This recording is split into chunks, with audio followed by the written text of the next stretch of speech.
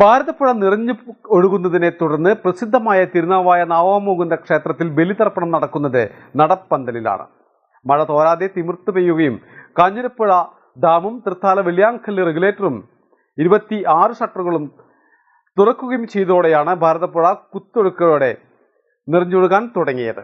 അതേസമയം പ്രളയ മുന്നറിയിപ്പ് ഭാരതപ്പുഴയിൽ ജല കമ്മീഷൻ നൽകിയിരിക്കുകയാണ്. തീരത്തുള്ളവർ അതിജാഗ്രത പാലിക്കണം.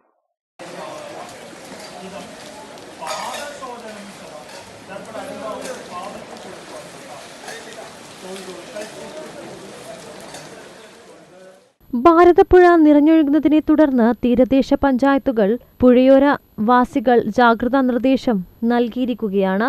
നവാമുകുന്ദ ക്ഷേത്രത്തിൽ കർക്കിടകവാവ് ബലിപ്പടവുകൾ പൂർണ്ണമായും മൂടിയാണ് പുഴ ഒഴുകുന്നത്. പ്രതിതർപ്പണത്തിന് പുഴയിൽ ശക്തമായ സുരക്ഷാ ക്രമീകരണങ്ങളാണ് ഒരുക്കിയിട്ടുണ്ടെങ്കിലും നിലവിൽ ക്ഷേത്രത്തിലെ നടപ്പന്തലിലാണ് ബലിതർപ്പണ ചടങ്ങുകൾ. ക്ഷേത്രം ആനപ്പടവിൽ ജീവനക്കാർ ബക്കറ്റിൽ നൽകുന്ന വെള്ളം കൊണ്ട് കുളിച്ച് നടപ്പന്തലിൽ വെച്ചാണ് കർമ്മം നടന്നത്. ശേഷം തിലഹോമം, സായുജ്യപൂജ, താമരമാല തുടങ്ങിയ വഴിപാടുകൾ കഴിച്ച് മടങ്ങി.